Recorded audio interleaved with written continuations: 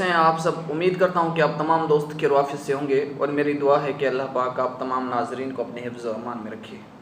प्यारे नाज़रीन, मुसलसल आज दूसरा दिन है जो लाहौर मोटरवे पे वाक़या पेश आया, उसकी कुछ हकीकतें आपके सामने पेश करूँगा।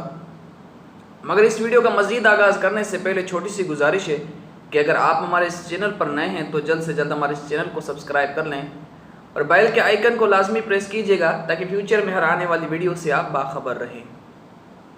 प्यारे दोस्तों, जो लाहौर मोटरवे पे वाक़या पेश आया वो औरत कौन थी?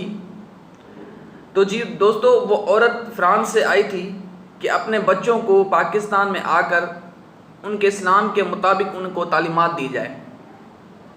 तो वाक़या कुछ यूँ पेश आया कि लाहौर मोटरवे से निकलकर वो रावलपिंडी के लिए रवाना हो रहे थे कि अचानक उसकी गाड़ी का पेट्रोल ख़त्म हो गया।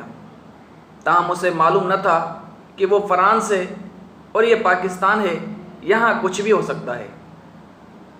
तो हुआ कुछ यूँ कि लाहौर मोटरवे पे उनका पेट्रोल ख़त्म हो गया तो कुछ डाकू आए और उनकी गाड़ी का शीशा तोड़ के उन्हें बाहर निकाला। उन्हें बाहर निकाल के उनके बच्चों के सामने उनसे इज्तिमाई ज़्यादती की। जब औरत ने पुलिस को मंगाया, पुलिस तो पहले इस बात पर लड़ती रही कि ये थाना तुम्हारा है, ये थाना तुम्हारे हदूद में आता है, ये थाना उसके हदूद में आता है। आपस में इस बात में वो मुसलसल लड़ते रहे।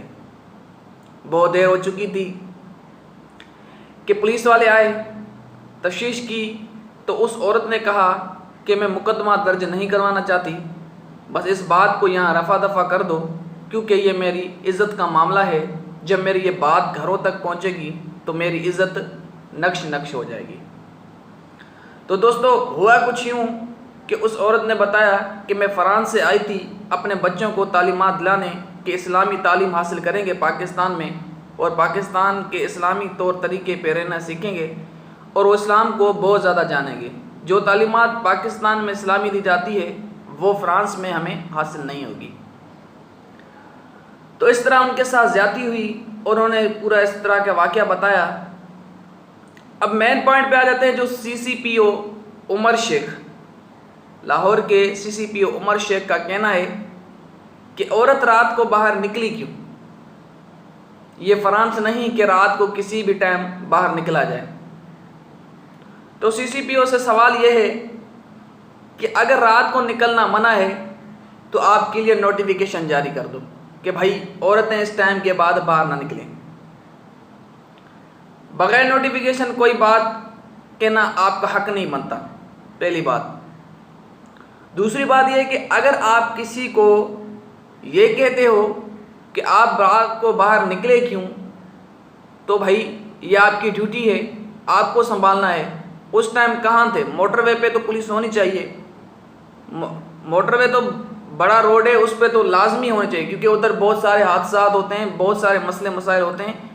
तो उनके लिए तो आपको शर्म का मुकाम ये है कि आपको ये कहने के बजाय कि हमारी गलती है, हम उसे इंसाफ न दिला सके या फिर हमारी पुलिस मौजूद नहीं थी या हमने जुर्म को गिरफ्तार नहीं किया, बजाय ये बात कहने कि आप ये कह रहे हैं कि वो रात को निकले क्यों बाहर। कोई आपसे पूछ के बाहर निकलेगा? खुदा न खास्ता ये वाक़या आपके घर वालों के साथ होता तो क्या आप यही रिएक्ट करते कि घर से क्यों निकले? और बहुत सारे ट्वीट ट्रेंड पे देखता हूँ कि लोग एक दूसरे को गालियाँ दे रहे हैं कि ये हो गया वो हो गया, हमारे CCPO को नहीं बोलो, हमारे इसको नहीं बोलो। जब ये कानून पास हो रहा था कि ज़्यादती वाले शख्स को जो ज़्यादती करेगा बच्चों के साथ उसको सरेआम फांसी दी जाएगी, तो उसमें मुखालफत की फवाद चौधरी ने और दूसरा मुखालफत की पीपल्स पार्टी के कुछ अरकान ने। जब ऐसा बिल पास हो रहा था तो आपको रुकावट बनने की भी ज़रूरत नहीं थी। अगर एक बार किसी को सरेआम फांसी पे लटकाया जाए तो मैं यकीन से कह सकता हूँ दूसरे ऐसे वाक़यात आपको देखने को नहीं मिलेंगे। ऐसे वाक़यात को रोकने के लिए हम तमाम दोस्तों से गुजारिश करते हैं कि ऐसी वीडियो को ज़्यादा से ज़्यादा शेयर किया करें ताकि ये वीडियो बहुत ज़्यादा ट्रेंड हो जाए और इस ट्रेंड को ख़त्म ना होने दें। मोस्टली लोग इस तरह करते हैं कि ट्रेंड को 2 दिन चलाते हैं, 1 दिन चलाते हैं तो उससे कोई फ़र्क नहीं पड़ता।